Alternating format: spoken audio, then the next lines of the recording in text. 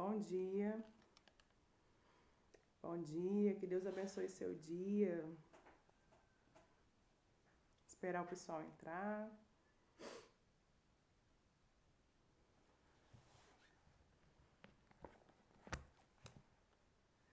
Opa!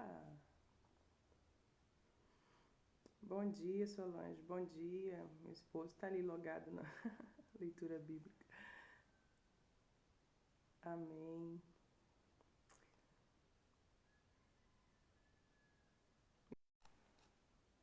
O pessoal já fez café aí? Tem café por aí, gente? Hoje eu queria um café pronto. Eu já acordei na correria, já fui estender roupa, já fui arrumar as coisas. Daqui a pouco eu tô no hospital de novo. Ai, tomara que saia logo. Meu sogro tá para receber alta. Que coisa boa, né? Bom dia, Michele.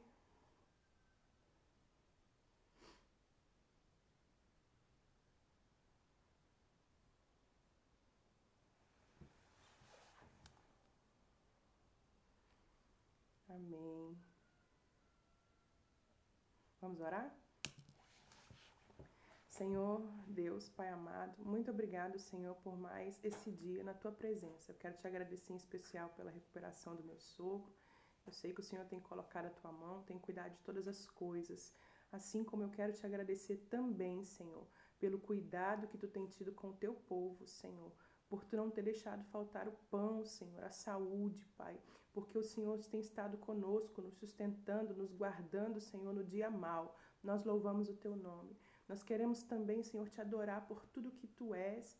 A cada capítulo que nós lemos, nós vemos o quanto o Senhor é bom, o quanto o Senhor é justo, o quanto o Senhor é digno de toda a nossa adoração, Pai. Por isso, nós te adoramos nessa manhã, pelo Senhor e pelo Teu Espírito Santo estar na nossa vida, Pai. Nós te adoramos nessa manhã porque sabemos que Tu és a nossa força, como diz a Tua palavra, é do céu que vem o nosso socorro, o Senhor é socorro bem presente no dia da angústia, Pai.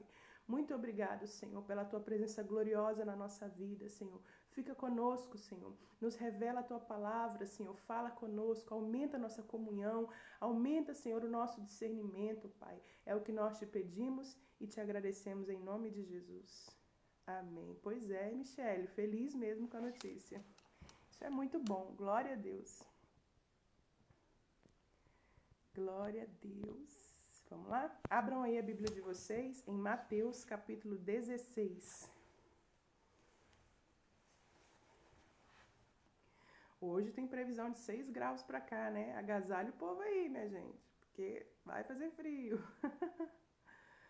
Amém. Bom dia, Marli. Mateus capítulo 16. Diz assim: E chegando-se, não esquece de compartilhar, hein?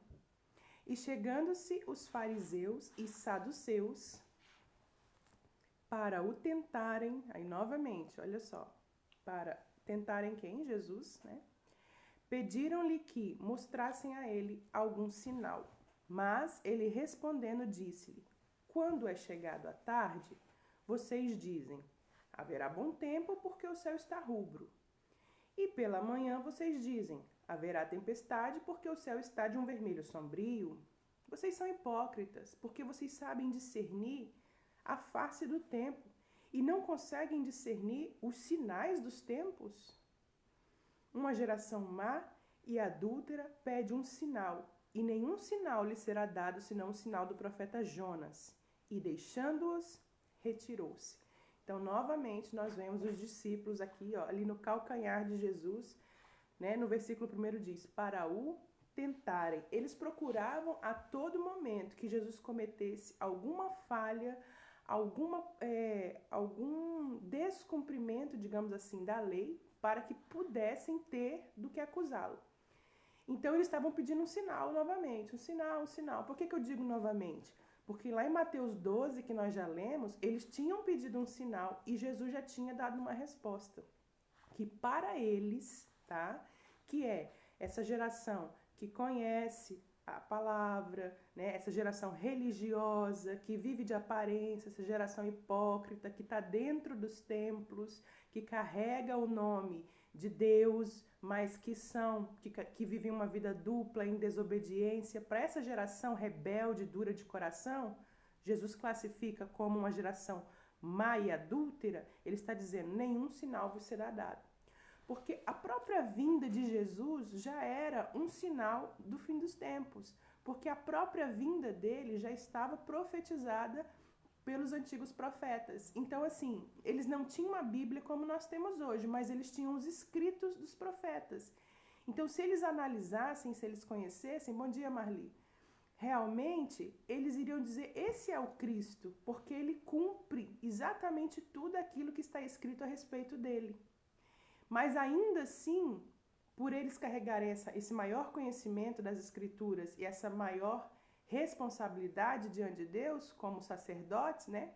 Como pessoas que guardavam a lei, eles não souberam discernir que Jesus era o Cristo. Então Jesus falou assim, ó, vocês estão vendo tudo o que vocês estão vendo e ainda assim vocês têm o coração endurecido, vocês são bonitos por fora, mas vocês são ruins por dentro.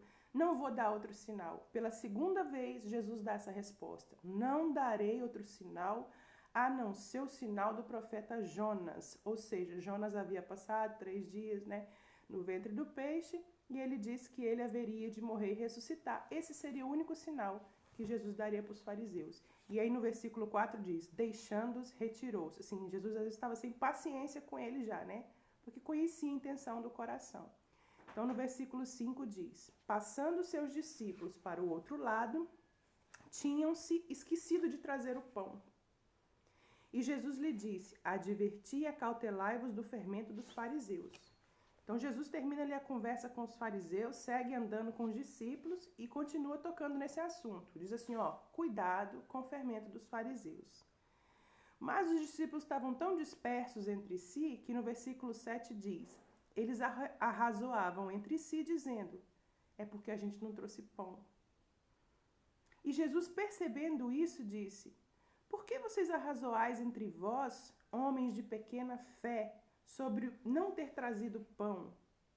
Não compreendem ainda, nem vos lembrais dos 5 pães para os 5.000 homens e de quantos cestos levantastes? Nem dos 7 pães para os 4.000 e de quantos cestos levantastes? Como não compreendestes que não vos falei a respeito de pão, mas que vos guardem do fermento dos fariseus? Então compreenderam que ele não estava falando que se guardassem do fermento do pão, mas da doutrina dos fariseus. Olha só. Então Jesus pega e começa a repreendê-los aqui novamente e diz assim, chama de homens de pequena fé, né? Homens de pequena fé. Por quê? Porque eles estavam andando, Jesus falando do fermento dos fariseus, que é a hipocrisia, tá? Era disso que Jesus estava advertindo eles, e eles com a cabeça no pão, não tinham trazido pão. Mas ainda que eles não estivessem trazendo pão e Jesus estivesse falando do pão, vamos supor. Jesus fala assim, vocês não se lembram que eu acabei de fazer 2 multiplicações de pães? A gente não tinha comida, eu multipliquei o que a gente tinha, alimentei 5.000, da segunda vez alimentei... Desculpa. Da segunda vez alimentei 4.000 e vocês ainda estão preocupados que a gente não tem pão. Lembra que ontem eu falei que às vezes Deus fica um pouco, não vou dizer chateado, mas às vezes sem paciência, sabe? Não sem paciência, mas assim, um pouco irritado de tantas coisas que ele já fez, que a gente já viu, e às vezes a gente ainda insiste dizendo como vai ser, por quê, será, né? Sempre na dúvida. Então Jesus começa a chamá-los de homens de pequena fé, porque eles são completamente dispersos, eles não estão ligados. Jesus está falando de uma coisa, estão preocupados com outra, com a qual eles já deveriam ter a resposta. 13. E chegando Jesus às partes de Cesareia de Filipe, interrogou seus discípulos, dizendo, quem os homens dizem ser o Filho do Homem? E eles disseram, uns dizem que é João, o Batista, outros dizem que é Elias, outros dizem que é Jeremias ou um dos profetas. E disse-lhe eles, e vós? Nossa, meu olho tá ardendo aqui, tá bravo. Ai, tá ardendo. E disse-lhe ele, e vós, quem dizeis que eu sou? Simão Pedro respondendo disse, tu és o Cristo, o Filho de Deus. Deixa eu só pegar um guardanapo aqui.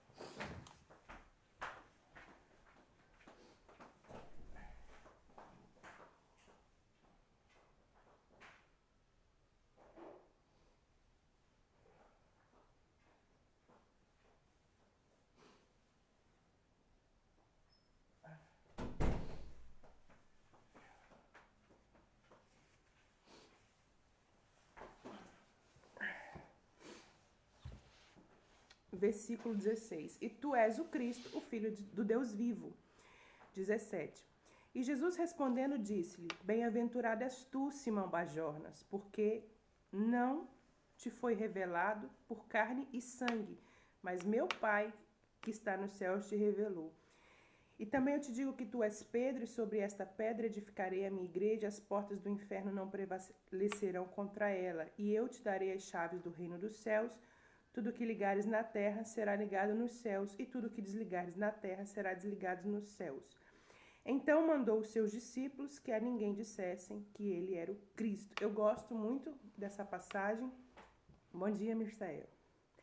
Eu gosto muito dessa passagem porque aqui no versículo 16 a gente vê, inclusive depois do 21 vai ser meio que complemento dessa passagem aqui, mas assim, no versículo 16, os discípulos estavam andando com Jesus e Jesus está perguntando, quem vocês acham que eu sou? Porque os fariseus ainda não reconheciam Jesus como Cristo. O povo tinha dúvidas, diziam, uns dizem que ele é João. A essa altura, João Batista já havia morrido decapitado. Outros diziam, ele é Elias. Não poderia nem ser João, né? Porque Jesus, olha só, eles estavam dizendo que era João que havia voltado, João Batista. Mas como poderia ser João Batista voltando se Jesus e João Batista chegaram a conviver? Geralmente, as pessoas que acreditam nessa doutrina de uma reencarnação diz que a pessoa primeiro precisa morrer, né, desencarnar, para depois encarnar de novo, não é isso que a doutrina fala? Só que João e Jesus foram contemporâneos, eles conviveram juntos. Então, quando Jesus existia, João já existia. Inclusive, João era meses mais velho que Jesus. Eles eram primos, né? Eles foram gerados praticamente ao mesmo tempo. Então, não tem nem sentido. Uns dizem que é João, outros dizem que é Elias. Elias também não morreu, porque a Bíblia diz que Elias foi arrebatado, né? Outros dizem que é Jeremias ou um profeta. Então, o povo não sabia muito quem era Jesus, mas sabia que ele era alguém de Deus, com exceção dos fariseus, né? E aí, no versículo 16, Pedro, dos discípulos, é o único que diz, tu és o Cristo, o Filho do Deus vivo. Então, o que Pedro tinha visto durante esse período que ele estava andando com Jesus e ouvido, né, já era o suficiente para ele dizer, tu és o Cristo. E os fariseus, que eram detentores de toda a lei, de todo o conhecimento das Escrituras, não conseguiram entender que diante de todos os sinais, Jesus era o Cristo. Então, Jesus diz para ele, pois é, essa revelação você não teve pela carne e sangue, não foi qualquer pessoa que te disse, né? Foi um discernimento de Deus, veio de Deus. Então, Deus te revelou que eu sou o Cristo, mas ele disse, não contem ainda para ninguém, tá? E no 19 diz assim, te darei as chaves, falando para Pedro, te darei as chaves do reino dos céus, tudo que ligares na terra será ligado no céu. A gente costuma muito usar esse versículo, né, para dizer que na oração de concordância, né? Então, tudo que nós oramos em concordância, tudo que ligamos aqui, será ligado nos céus. Então, Pedro teve esse discernimento ali, de saber que Jesus era o Cristo. 21. Desde então, começou Jesus a mostrar aos seus discípulos que convinha ir a Jerusalém e padecer muitas coisas dos anciãos e dos principais sacerdotes e dos escribas, e ser morto e ressuscitar ao terceiro dia. Então, olha aqui, ó, no 21. Desde então, ou seja, desde aquele momento, Jesus já começou a falar do seu sofrimento, morte e ressurreição. Por que eu estou falando aqui desde então? Porque lá na frente, quando Jesus for morto e foi morto na sexta, ressuscitou no domingo de manhã, né? Você vai ver que eles se assustam. Eles ainda não estavam esperando a ressurreição. Mas aqui no 21 está dizendo, desde então Jesus já estava alertando e advertindo que haveria de sofrer, ser morto e ressuscitar. Eles não se lembraram disso lá. Lembra que quando Jesus morre lá, aparece no meio dos discípulos, Tomé até fala, não, só acredito se eu ver a mão dele furada. Então assim, eles não ficaram esperando, mas Jesus já estava avisando. 22, e Pedro tomando-o de parte, o mesmo Pedro, começou a repreender a Jesus, dizendo, Senhor, tem compaixão de ti mesmo, de modo nenhum te acontecerá isso. Jesus, porém, voltando-se, disse a Pedro, para trás de mim, Satanás, que me serves de escândalo, porque não compreendes as coisas que são de Deus, mas entendes só das coisas que são dos homens. Olha aí, o mesmo Pedro, que no versículo 16 estava ali, ó, atento, teve discernimento que ele era o Cristo, é o mesmo Pedro que Jesus repreende agora. Aliás, Jesus repreende Satanás, olha só. Jesus vira para Pedro e repreende a Satanás. Olha só, pode alguém que é de Deus ser usado às vezes pelo inimigo ou ser induzido? Claro que pode. Claro que pode. Nós não somos perfeitos. Então, nessa parte aqui, ó, Satanás estava induzindo a Pedro, dizendo assim, Jesus, fica com dó de você mesmo, né? Coitado, não vai acontecer isso com você não. E Jesus estava querendo explicar para eles que o propósito da vinda dele era esse, era a morte na cruz, né? E aí Jesus repreende a Satanás, mas Jesus não repreende a Pedro. Interessante isso, né? Jesus repreende a Satanás na boca de Pedro. E aí diz no versículo 24, então disse Jesus aos seus discípulos, se alguém quiser vir após mim, renuncie-se a si mesmo, tome a sua cruz e me siga. Porque aquele que quiser salvar a sua vida irá perdê-la, e quem perder a sua vida por amor de mim irá achá-la. Nós falamos isso aqui a respeito de João Batista, né? João Batista perdeu a vida por amor ao Cristo, né? A Deus. Então ele não tinha sua vida por preciosa. É isso que Jesus está falando. Quem amar mais a sua vida acima de mim não é digno de mim. Mas quem não tiver medo de perdê-la e viver para mim, por mim, irá encontrá-la.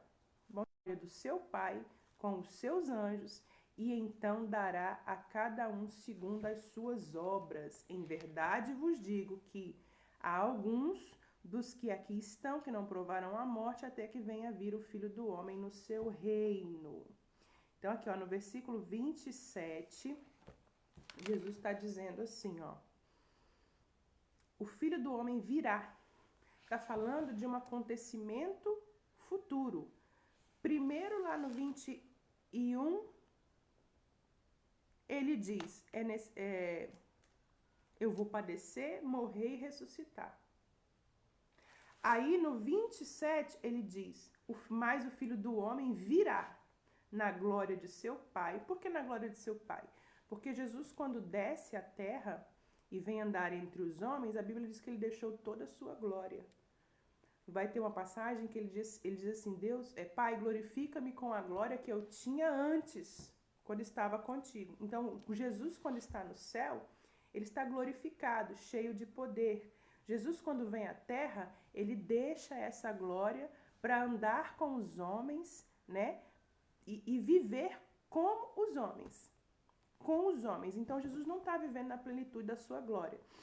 E aí ele diz, o Filho do Homem virá na glória de seu Pai. Então, ele virá em glória. É um evento futuro. Ele está falando do seu retorno. Por isso que nós cremos no advento do Messias, ou seja, no retorno do Messias, porque a partir desse momento aqui, Jesus já começa a instruir seus discípulos a respeito disso. e em todo de Mateus a João, Mateus, Marcos, Lucas e João, os 4 evangelhos, você vai ver Jesus falando do seu retorno. Você vai ver Jesus falando de um dia de juízo, de um dia onde os homens irão comparecer diante de Deus para prestarem conta das suas obras. E aí ele diz no 27, virá o Filho do Homem na glória de seu Pai, com seus anjos, e então dará a cada um segundo as suas obras. Então Jesus voltará. Quando Jesus voltará? Não sei, porque você vai ver ao longo do livro de Mateus, pausou aqui sem querer. Você vai ver que ao longo do livro de Mateus, Jesus diz sobre os sinais dos tempos. Então Jesus não nos dá uma data. Por isso que é perigoso você ficar acreditando aí em quem dá data, viu? O mundo vai acabar em tal data. Jesus vai voltar em tal data. Esquece isso aí, né? Porque Jesus não deixou uma data. Ele só deixou sinais. E aí, para você compreender esses sinais, não basta apenas ler o Novo Testamento, né? Porque existem muitas profecias dos profetas antigos, Isaías, né?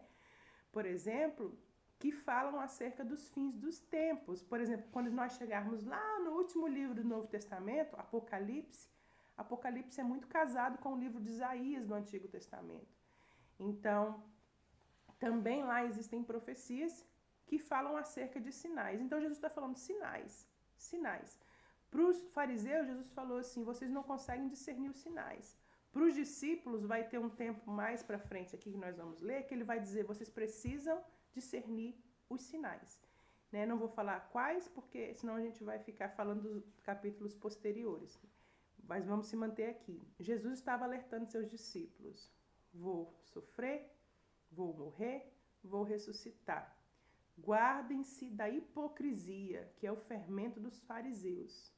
Por isso, gente, eu vou voltar a repetir o que eu já falei em algumas lives anteriores. No reino dos céus, as nossas obras são importantes, porque não existe fé sem obras. As obras é o reflexo da fé. E também não existe obras sem fé. Até existe obras sem fé, mas diante de Deus as nossas obras precisam ser pela fé, entendeu? Então, Jesus vai contar muito mais, vai contar as nossas obras também, mas vai contar muito mais as nossas intenções, as nossas motivações, o nosso caráter. Você está entendendo? Quem nós somos diante dos homens. Porque obras é algo que vem, que está ali para todo mundo ver. Fé nem todo mundo vê. Então, quem vai saber se você tem fé ou não é só Deus. Quem vai medir o seu grau de comunhão, obediência, temor, é só Deus.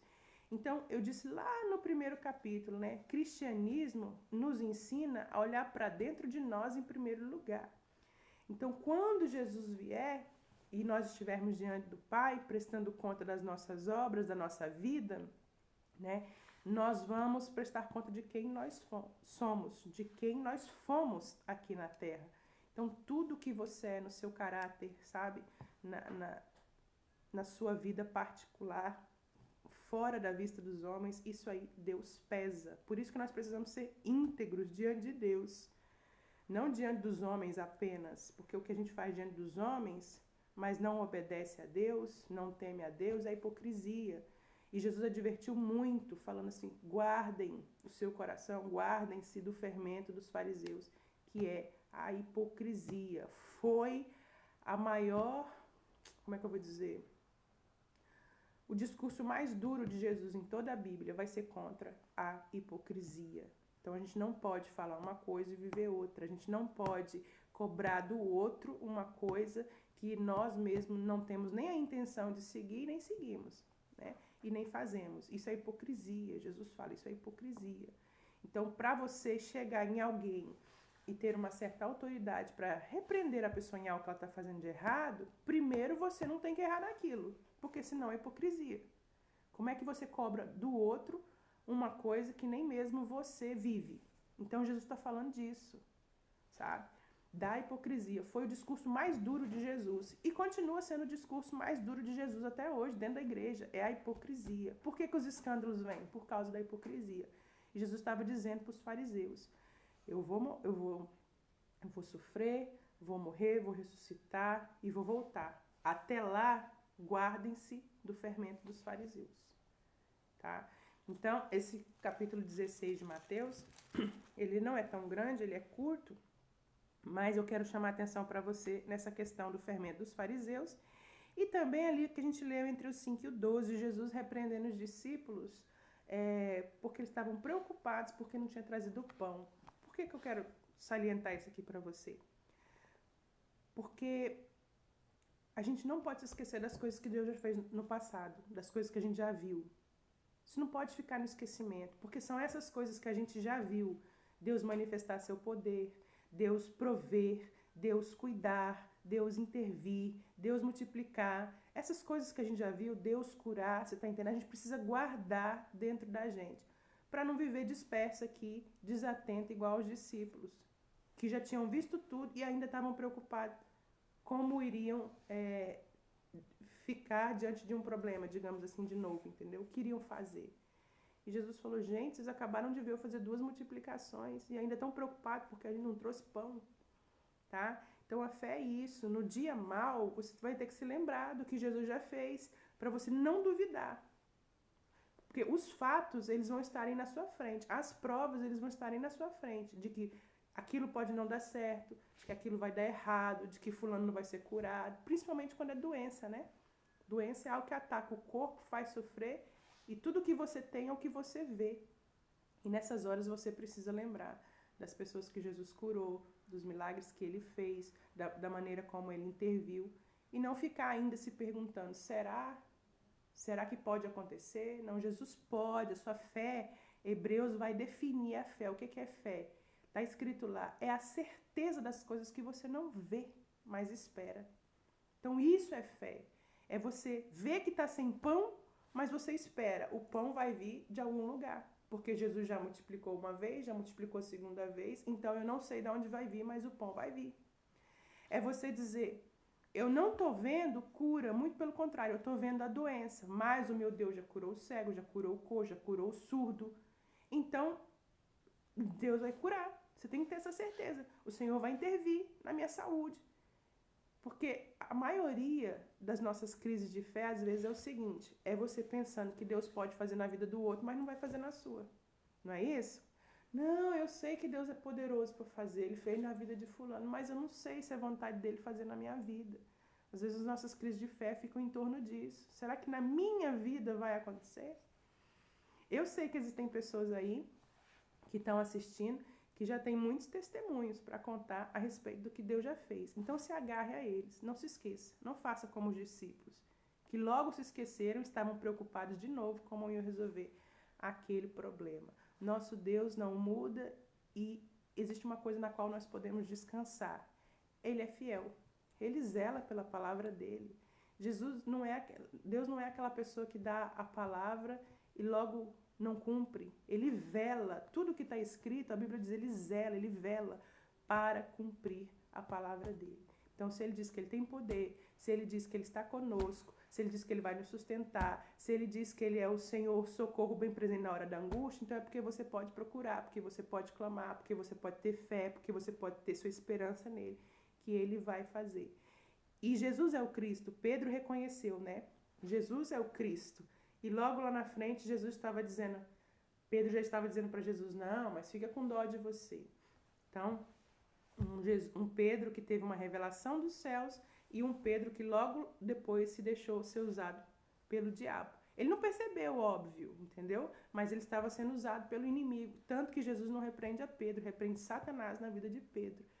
A mesma coisa com João Batista ali, não foi usado, mas João, quando batizou Jesus, tinha uma certeza de que ele era o Cristo, mas quando ele estava preso na tribulação, entrou numa crise de fé. Mandou os discípulos perguntarem, és tu mesmo o Cristo ou devemos esperar outro? Então, cuidado, gente, vamos guardar a fé da gente. Cuidado com as nossas palavras. Aquilo que nós confessamos de certeza hoje não pode ser dúvida na nossa boca amanhã. Entende? Porque Jesus, toda vez que ele se referia aos discípulos, no momento da tribulação, né? Da tempestade, do barco, das ondas, agora aqui do pão. Jesus falava assim, homens de pequena fé. Jesus repreendia-os na pequeneza da fé deles. Então, o Senhor está fazendo o quê? Você levantar todos os dias, você meditar na palavra, você ouvir cada coisa, você refletir, para o quê? Para que a sua fé só aumente, não diminui. Para que todos os dias você tenha só certeza de quem Ele é, do que Ele pode e que Ele está com você. Não diminui. Então, você não tem que regredir na fé, você só tem que aumentar em fé. E aí você vai ver as coisas acontecendo na sua vida e ao redor de você. Então, eu espero que você seja cheio do Espírito Santo, que Deus te tome em fé e que essa fé contagie as pessoas e que você veja os frutos da sua fé. Não duvide e, principalmente, guarde-se do fermento dos fariseus. Viva uma vida íntegra na presença de Deus. Que você tenha um bom dia, que Deus abençoe sua casa, sua família, que o Senhor possa vir nessa manhã fortalecer o nosso coração e aumentar a nossa fé.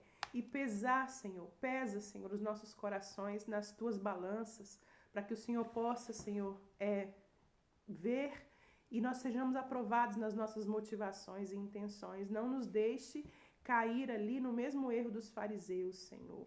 Naquilo que precisamos ainda melhorar, naquilo que precisamos ser corrigidos, naquilo que precisamos ser perdoados, transformados. Age na nossa vida, Espírito Santo, para que a gente não incorra de cobrar do outro aquilo que nós não vivemos. Nós oramos nessa manhã, nós abençoamos a vida dos teus filhos que nos assistem, Senhor. Nós abençoamos esse dia e te agradecemos por tudo, em nome de Jesus. Vá na paz, bom dia de trabalho. Hoje é sexta já, né? É sexta, amanhã não tem. Então a gente só volta na segunda. Um bom final de semana e que Jesus abençoe sua vida. Tchauzinho!